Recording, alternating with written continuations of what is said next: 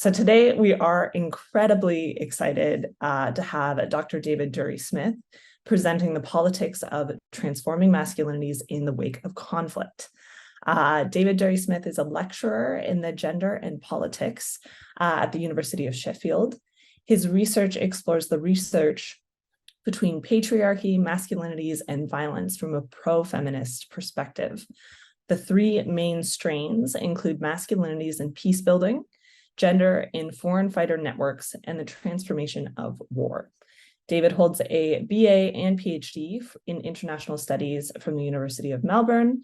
He held postdoctoral posts at the University of Melbourne and the University of Queensland.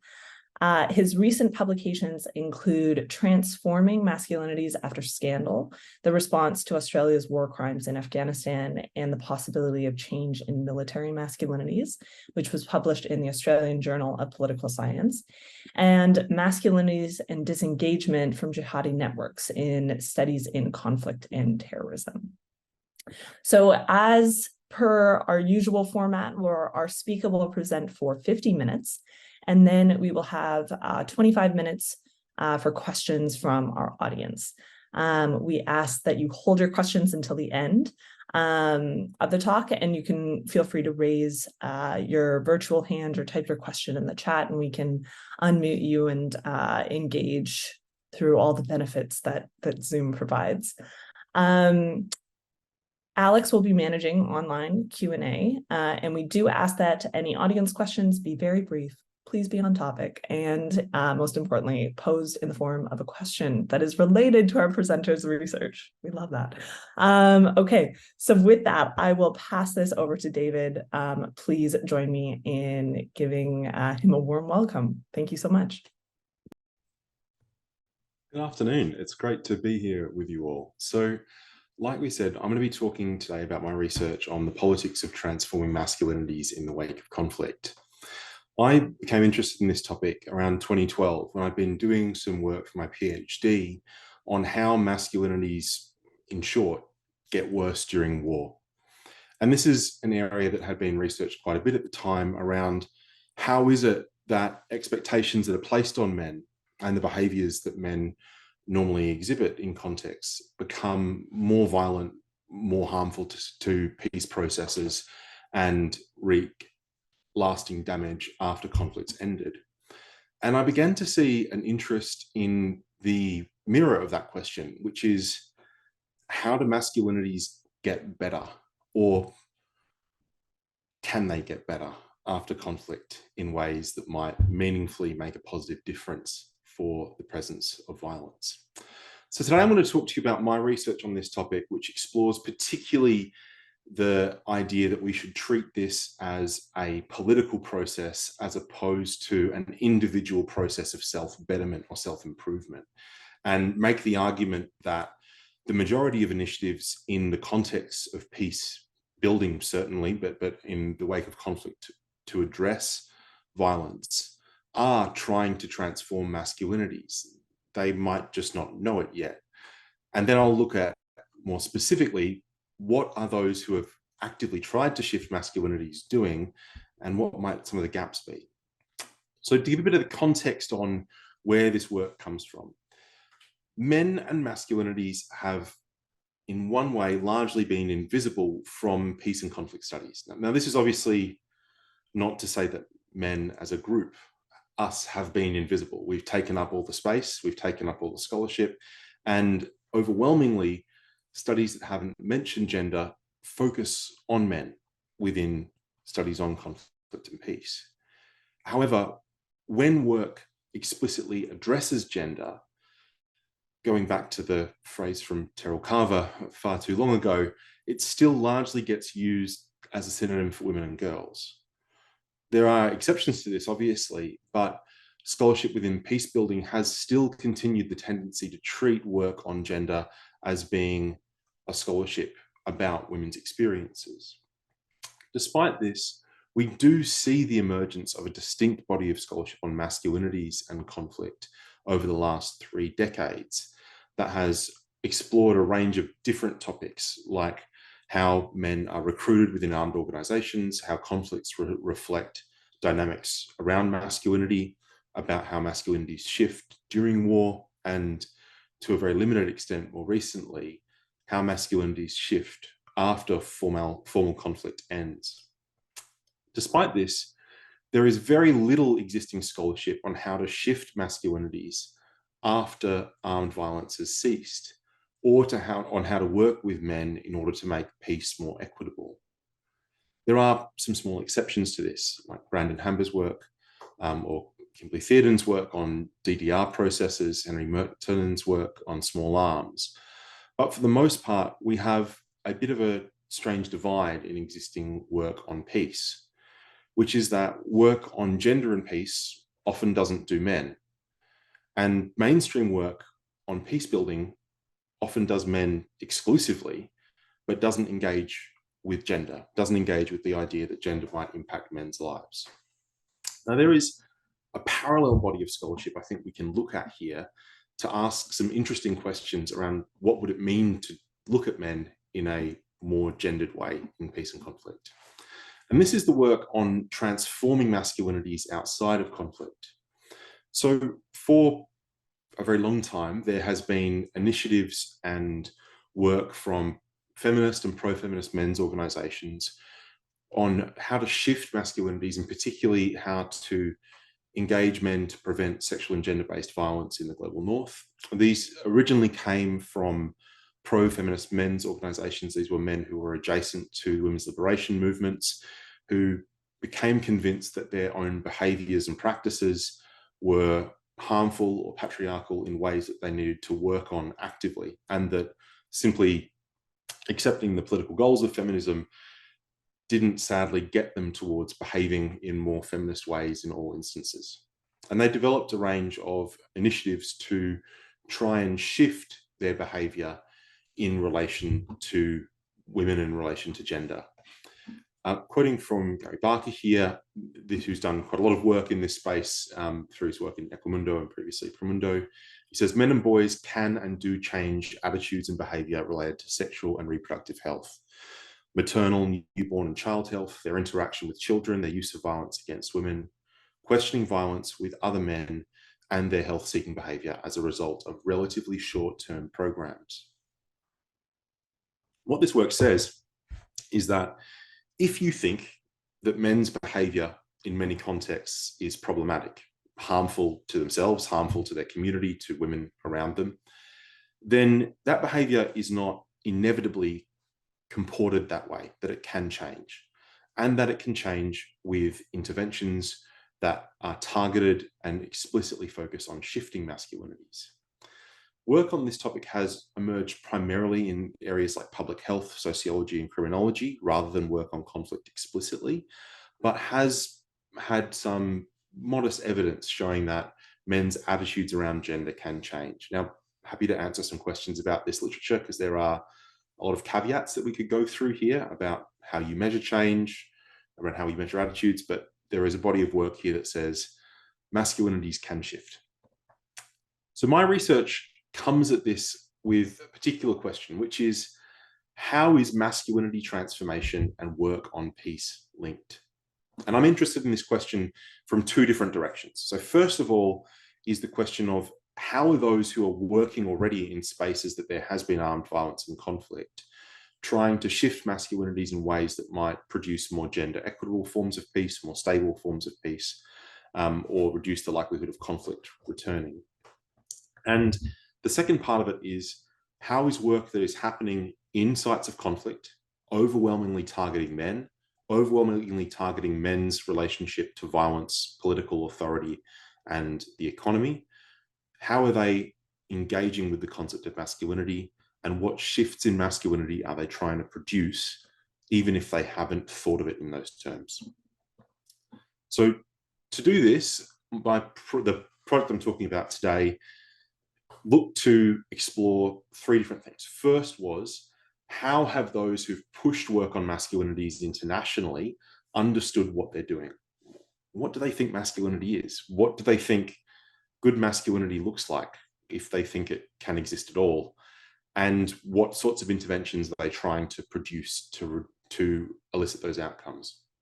The second and third bits were to do some field research in Fiji, particularly in relation to the pattern of coups that have happened there in the second half of the 20th century and the role of militarism in Fijian society. And second, to do work in Aceh, which is a province in Indonesia, which has had very long periods of civil war prior to a tsunami about 15 years ago. And I was interested in how does work to transform masculinities look differently in different contexts of conflict, and how does it relate between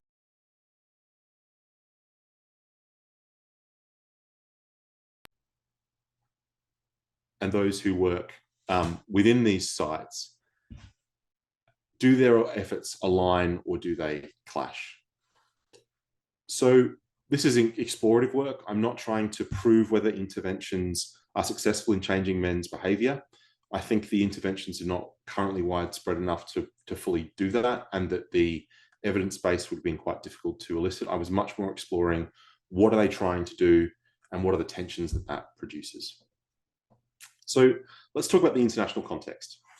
Some of you might be familiar with this, but there has been a real growth in interest within international actors and funders on work around masculinities and conflict.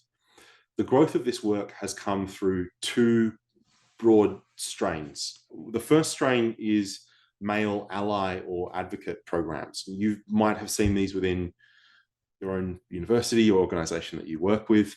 This is the kind of upbeat, positive messaging that men too can be agents of change, and getting elite men especially to sign up for declarations, commitments, and other initiatives to claim that they will advocate for women's equality or for gender justice, or to address misogyny, homophobia, transphobia, etc.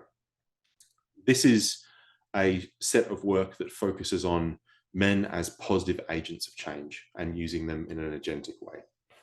The second strain of work that has happened is work that targets primarily marginalized men and tries to shift their behavior, framing their behavior as problematic and needing to be changed.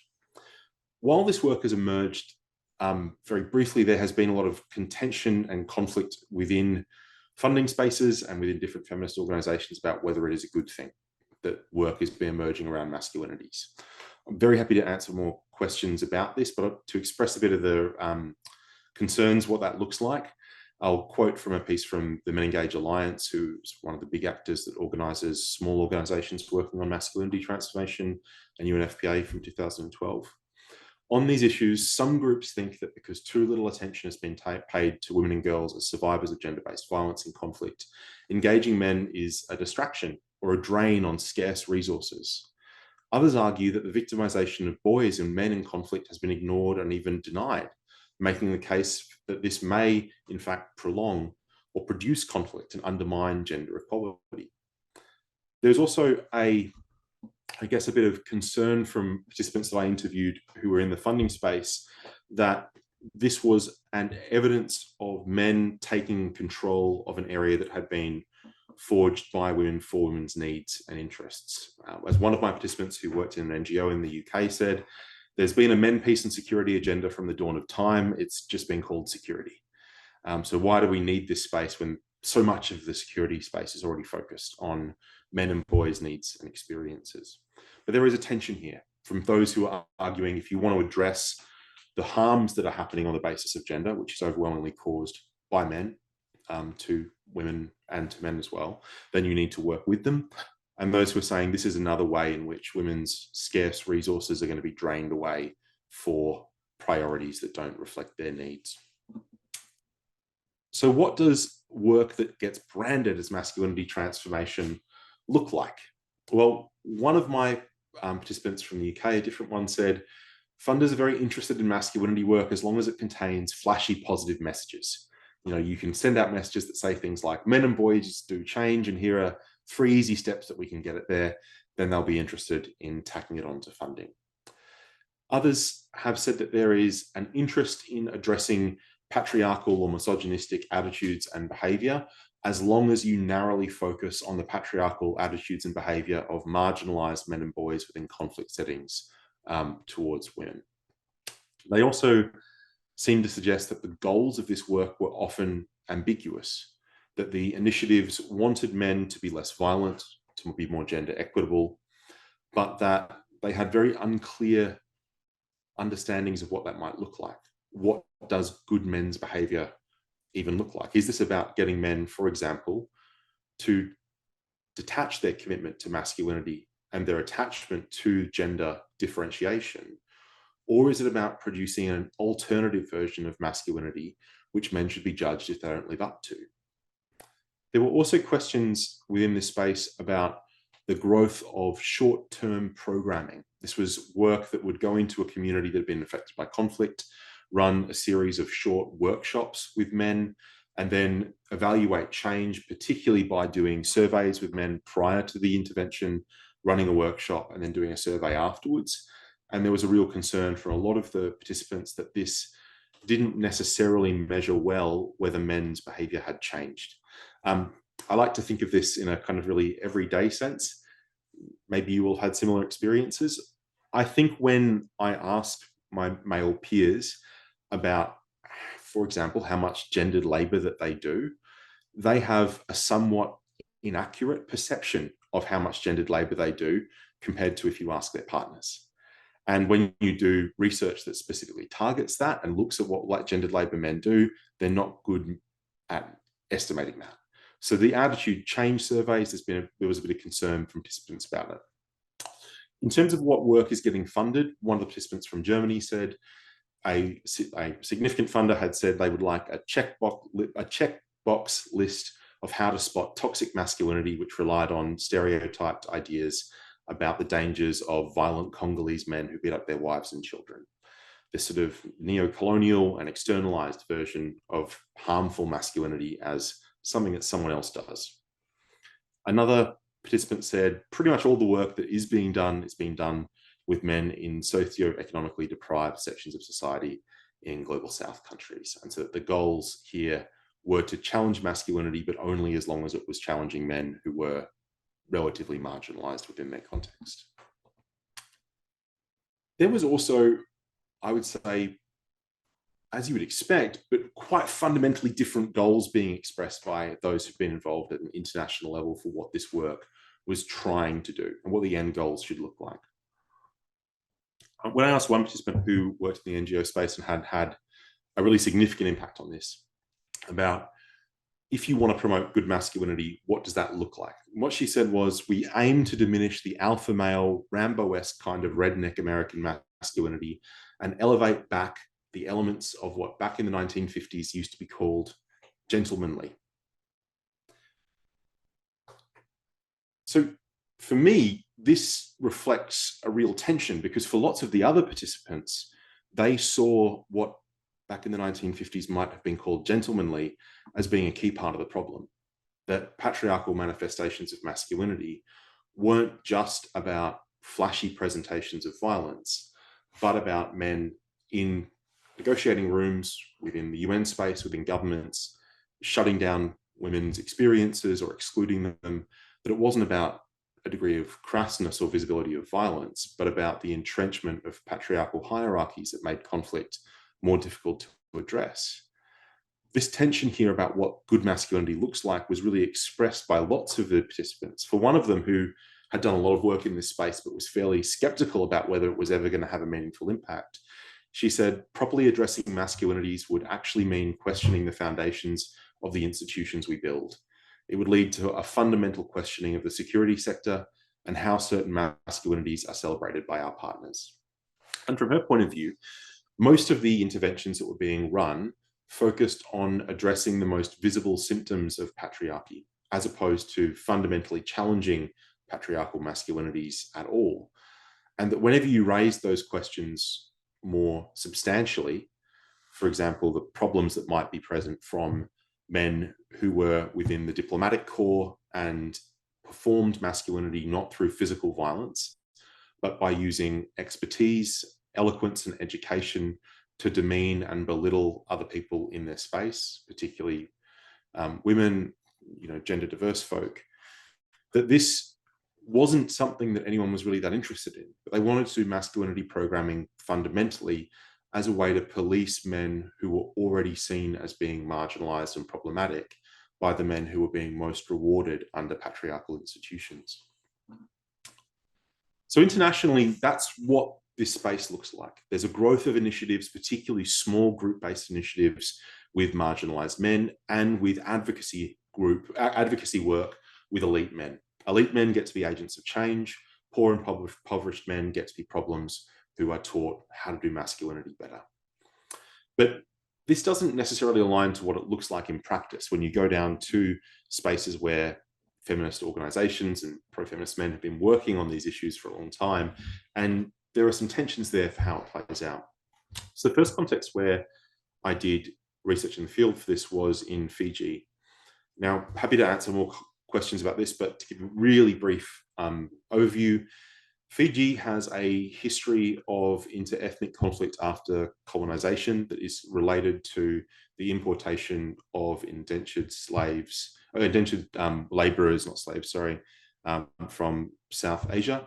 And that has led to a range of internal conflicts and coups, two in 1987, in 2000 and 2006, and a real issue with militarism in the society. I chose Fiji in part because it's not a context of civil war, but has been a context of inter-ethnic community conflict and enduring problems where, although peace has in paper been there for a very long time, the presence of this violence is sort of simmering under the surface. There's been a lot of research previously on the role of military masculinities, particularly within indigenous Fijian communities. And you see this from figures like Teresia Tiwa, who's done really interesting work on how indigenous Fijian masculinity and identity has become bound up with a sense of being a warrior and a warrior tradition, and how that has then bled into all other aspects of public life, from sport to politics. And that's made it very difficult to address long-term conflicts and issues, as well as creating a high degree of exclusion for women. The context of Fiji is also really interesting because there has been a very long history of attempts to address masculinities in that context compared to other places.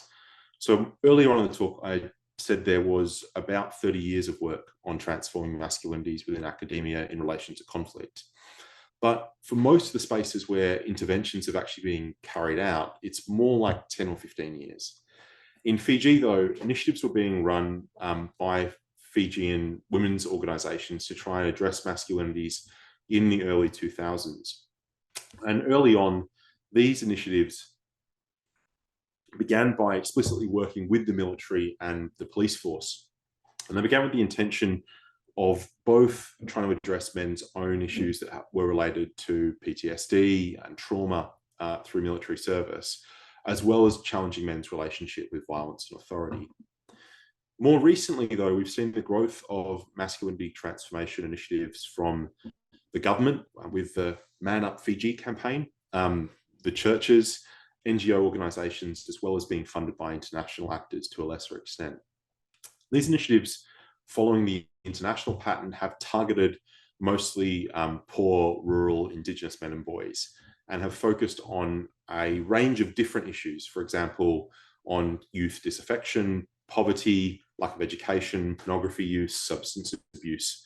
And these programs, while they are often addressing elements that relate to peace work that has been going on in Fiji currently and previously, they've largely been decoupled from peace efforts and downplay militarism explicitly.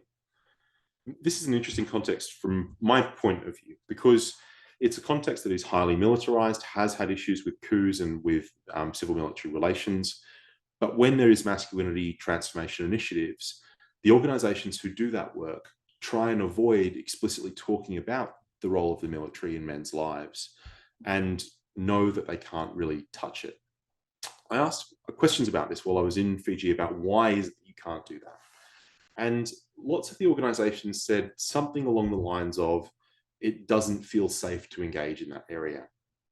One woman who'd been involved in this earlier work in the early 2000s said, we used to engage a lot with the military, trying to deal with PTSD, with violence, while not always explicitly in terms of masculinities. They were trying to address how the issues of violence were coming into the community through the military, and by Fiji being engaged overseas as a military actor. However, after the coup in 2006, the way we were discussing masculinities was critiquing the military. The coups really disrupted anything that was happening in that area. The military was really threatened by the things women's rights groups were saying, and instead they decided to back off from it. So now, as a woman who was involved in a church organization said, it's not the women's movement thinking we won't go there. There are very strong and sometimes public statements saying, don't go there, or it's not your business. And in fact, hinting how dangerous it might be if you do. So in contrast to this messaging to people involved in masculinity transformation work, not to touch on questions of militarism, there is still a lot of work that's being funded internationally in Fiji, but because of this need to push away from the question of peace building and of the military, it has overwhelmingly been focused on individual transformation. This has been personalized. And that has a few different effects. The first one is that it has made the work less threatening politically. It's work that gets framed around how do you personally improve to behave masculinity in a way that's better for you and your community. Good things for the most part. But what that does as well is to depoliticize it. It frames the problem of political masculinities as being individual. The problem is primarily that some men don't know how to do gender right, and that with the right interventions, especially sometimes internationally funded, internationally expert interventions, they can be shown how to do gender in a way which is less harmful. But that itself doesn't engage with the ways in which gender has become harmful in the Fijian context. As Fijian feminist scholarship has shown, a lot of the issues are to do with the militarization of masculinities and the association between warrior masculinity and success. And so these initiatives inevitably end up sidestepping the most salient issues in the room. They end up talking about personal problems, but not dealing with the politics of masculinity on a community level more substantively. So in contrast to this, we can look at the context of Aceh. Aceh has some things that are similar to Fiji. It has a history of colonialism, a kind of complex history of overlapping colonialisms in the last 200 years. And it also has a very long period of conflict in relation to first resisting colonialism, then resisting Japanese occupation, and then resisting the Indonesian state in the 1950s and then the 1970s up until 2005 after the tsunami. So peacebuilding initiatives in Aceh have taken a really different tenor to those in Fiji. In Aceh, because the conflict was resolved with a peace agreement that placed the separatist movement in local control of the government, having particular control over some issues around economics as well as around criminal law, as opposed to sort of interethnic conflict that was happening in Fiji, you have those who are involved in militarism and in local control, but not within national control. Peacebuilding initiatives in Aceh focused on recrafting Achenese citizenship. And in practice, what they did was sideline women and girls in key areas such as disarmament, demobilization, and reintegration.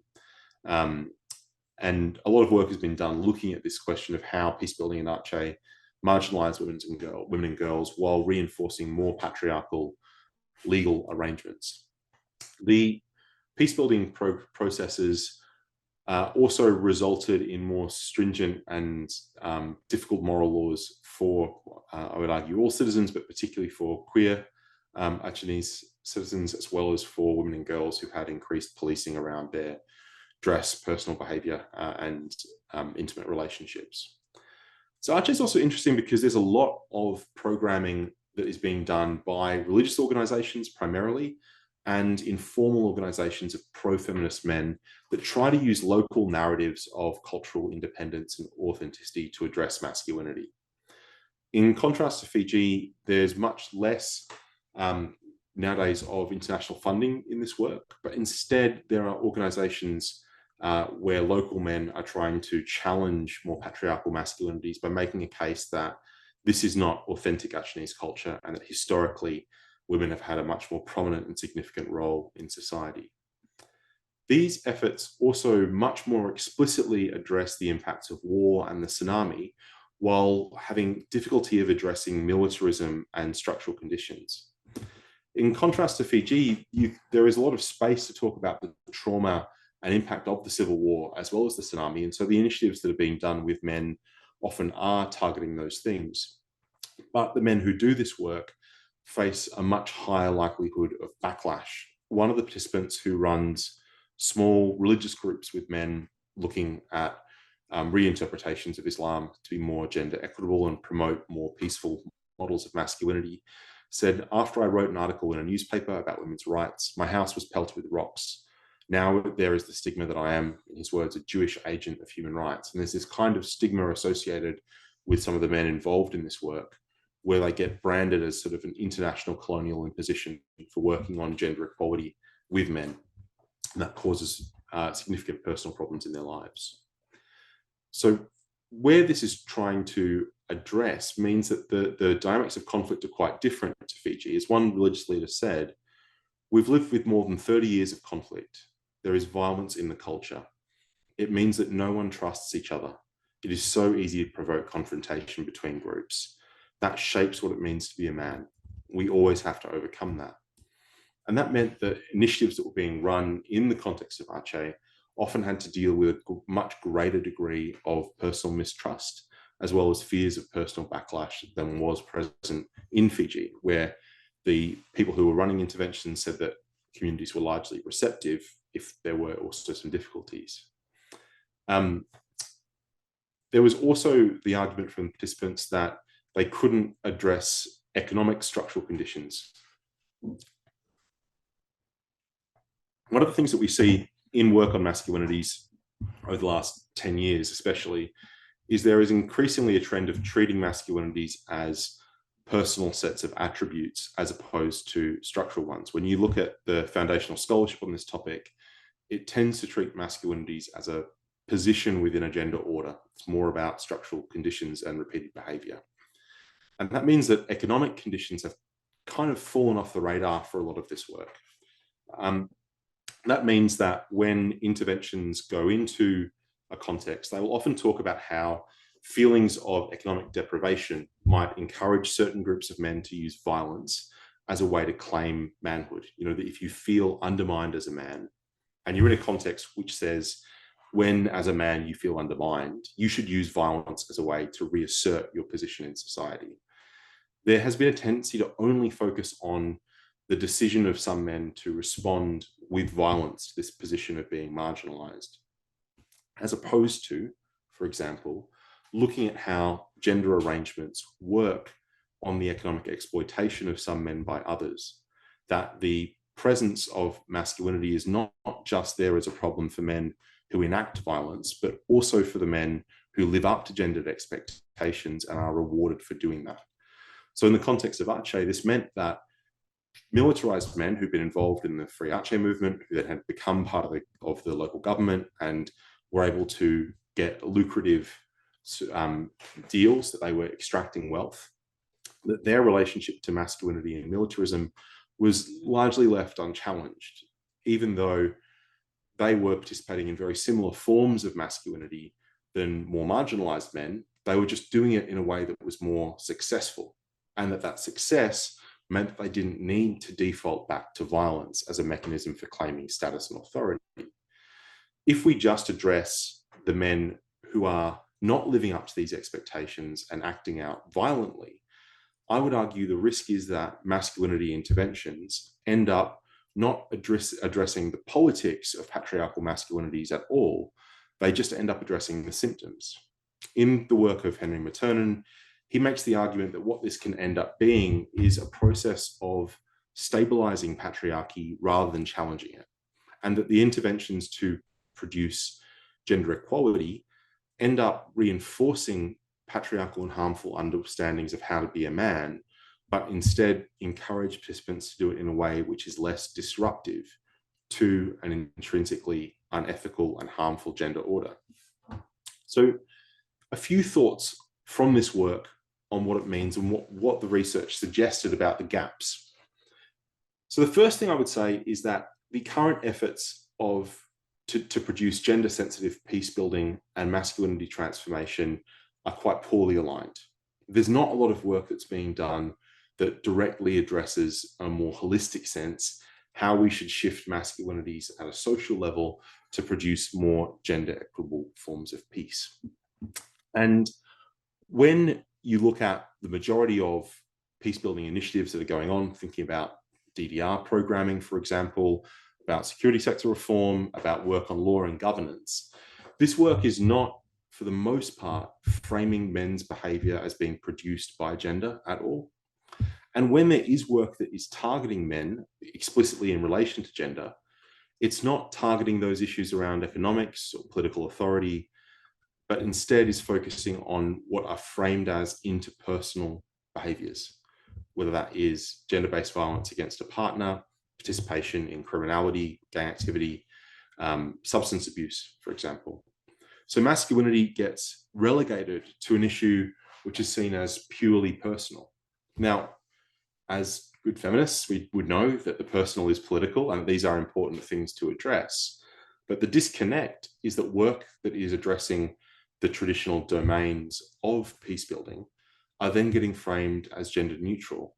And this creates a real gap where work within economic reform might reproduce and emphasize the role of violent masculinities at the same time as young economically marginalized men are being told to not react to their economic marginalization with violence.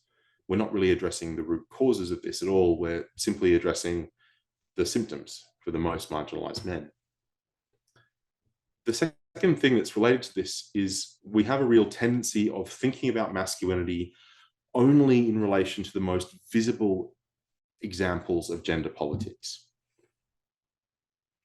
And this in a way is not surprising. Masculinity research from the late 1980s has made the argument masculinities are often invisible because they constitute the normalized standard way of doing things in society. That we live in a context which is structured around men's behavior, preferences, and experiences. And that means that when things are presented as gender neutral, they're usually reflecting men's experiences. But when masculinity became visible for the participants that I spoke to, tended to be in issues relating to men's behavior towards women or the most excessive forms of violence. Now, both of these are very important issues that need to be addressed, but men's relationship to paid labor and their relationship to the labor market, their messaging that they need to be willing to be economically exploited by older men for their personal benefit further down the line, for example, is about masculinity. It's about gendered expectations that are placed on men and that produce certain economic outcomes that really shape post-conflict economies. But they're not getting framed this way within discourse on masculinity. Instead, particularly within popular conversations on this topic, we're talking about toxic masculinity almost exclusively in relation to gender-based violence or interpersonal interactions. And I think this is a somewhat impoverished understanding of how gender functions for men and doesn't mirror the richness of work that's being done in relation to women and conflict. I think to bridge this gap, we need to fundamentally rethink what counts as masculinity transformation. For example, if you are in a context where an organization is running a program with men involved in policing and it's trying to shift those men's relationship to arbitrary violence and their perceived authority to use violence against members of their community to address conflict, that program is trying to shift those men's relationship to masculinity in a meaningful way, in a way that shapes conflict resolution. Because in that conflict, in that context, you are talking about trying to challenge men's relationship to violence, to authority. It is an issue that is fundamentally gendered.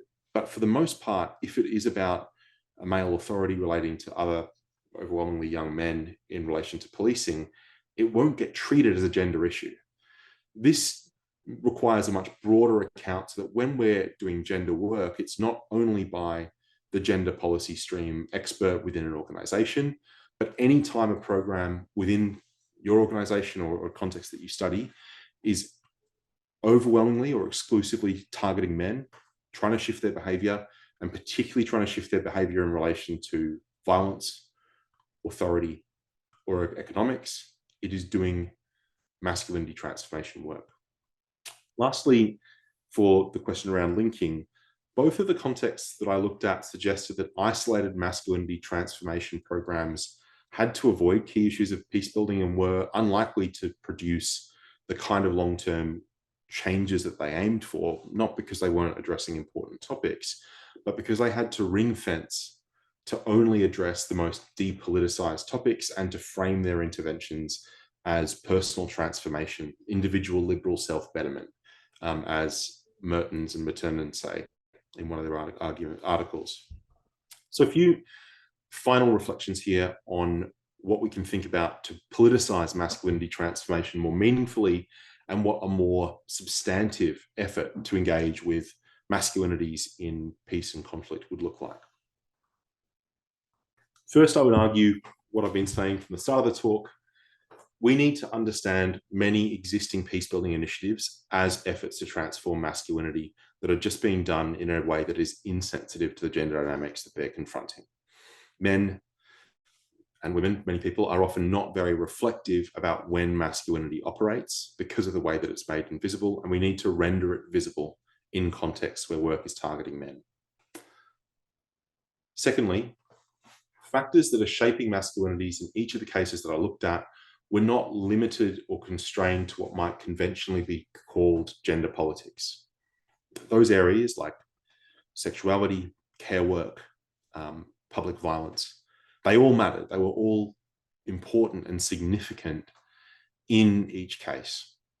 But often things that were very significant in the case weren't touched on. For example, leisure time. Men in Aceh had their social relations primarily constituted by other men, that their leisure relationships were with homosocial peer groups, and that played into militarism, because it's not just about deconstructing their relationship with an armed group, it's about dismantling their relationships with other men who might be encouraging them to join violence, and that is relations that are much more substantial than that. Lots of the really important stuff was getting ignored because it wasn't conventionally and obviously gendered enough. We need to address that. Third, I've not talked a lot about this today, but I'm very happy to talk more about it, and particularly the reflections from trans advocates within the research. Interventions that are trying to transform masculinities often reproduce heteronormativity and fail to address sexuality and gender diversity. Really briefly, what this looks like is lots of interventions will come into a community and say something like, real men or good men don't do this. They don't use violence, or they're more that they behave in a way which they care for their children, or they are kind to their wife. These interventions then, through doing this, fundamentally rely on the idea that A, such a thing as a real man exists at all. B, that if you are assigned male at birth, you should want to be a real man, that if you don't, that's a personal failing. C, that real men have girlfriends or wives, and that they need to behave with them in this very specific structured way. So lots of the interventions in practice ended up trying to address men's violent behavior by goading them through patriarchal and homophobic scripts about how men should behave. That might work in a limited way to shift specific behaviors, but what it certainly doesn't do is challenge men's relationship to patriarchy or heteronormativity. And a lot of the work so far has not thought much about how to address homophobia and transphobia in a more structural way within their work. And that is a real blind side in this space. Next, and this is a big issue, the interventions that I saw had from international actors had a real tendency or risk of adopting a neo-colonial model of change. This often looked like something like saying, we have run an initiative somewhere in Europe, this initiative has been successful in shifting masculinity, so we'll import it overseas and see if it works there. Now, on its face, that probably sounds like a fine thing to do. But in practice, what it ended up doing was organizations trying to pick a model of what good masculinity looked like in Britain or Australia and then trying to run that somewhere quite different, had a very different gender structure. And it also ended up creating blind spots about what masculinities were a problem. As one of the participants said to me, the problem is not just this young guy smoking cigarettes on the corner, it's my boss. And the colonial model of change didn't really capture that, because it was mostly focused on those young marginalized men and not on how elite men within the business community, for example, were creating real problems for men, women, girls, and gender diverse folk. Lastly, and this is a issue that's not unique to this area, but is a significant one across lots of the work with men and boys outside of conflict as well. And that is that we're doing interventions that are trying to shift masculinity, and trying to shift masculinity, which we know is primarily being embodied by dominant and wealthy men. But to do that, in the words of Michael Salter, who does excellent work on this topic, those boys and men with the least capacity to transform the determinants of violence against women are responsibilized to do so, while those who benefit the most from gendered and class inequalities are rarely the focus of intervention. In practice, in sites of conflict, we are asking the men who have the least benefit and the least power to shift patriarchy to be the ones who will make those changes. And in contrast, we celebrate the men who are often in positions of power for making fairly meager shifts in their own behavior, signing declarations, wearing a ribbon, those kinds of things, and treat this as the extent of gender transformation. This responsibilizing those who have the least capacity or benefit from the system is both insufficiently radical in what it hopes gender transformation might look like, and has a weak model of change. It doesn't understand why men behave in certain ways, which is that they're being incentivized and punished for not behaving in those ways, often by men who are more privileged within the social context which they live. So I'd love to hear some of your reflections on this work and where it goes. Love to hear some of your questions, and thanks so much for your time.